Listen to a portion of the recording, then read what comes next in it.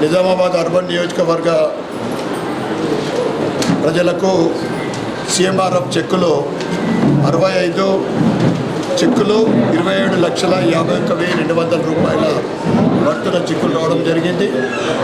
దానికి ప్రభుత్వానికి ధన్యవాదాలు చెప్తూ, ముఖ్యంగా నేను ఎమ్మెల్యే అయిన తర్వాత అనేక సందర్భాల్లో అసెంబ్లీలో నేను హెల్త్ మినిస్టర్కు సీఎం గారికి కూడా లెటర్ ఇవ్వడం జరిగింది. ఏంటంటే మనము అప్లై చేసుకున్న తర్వాత త్వరగా అమౌంట్ రావాలి. ఎందుకంటే ఈ సీఎంఆర్ఎఫ్ చెక్ పొందే వాళ్ళు చాలామంది మధ్యతరగతి వాళ్ళు, పేదవాళ్ళు ఉంటారు. కనుక వాళ్ళు అనుకోకుండా హెల్త్ ఇష్యూస్ వచ్చి, ప్రాబ్లమ్స్ వచ్చి, వాళ్ళు ఆర్థిక పరిస్థితి బాగలేని వాళ్ళు అప్పు చేసుకోనో లేకుండా ఏదో అమ్ముకొని వాళ్ళ హెల్త్ ప్రాబ్లమ్ సాల్వ్ చేసుకున్న కనుక చెక్కులు తొందరగా వచ్చే విధంగా చూడాలని, అదేవిధంగా గతంలో 15% నుంచి 20% ఇప్పుడు కూడా చెక్స్ అంతే వచ్చేటి.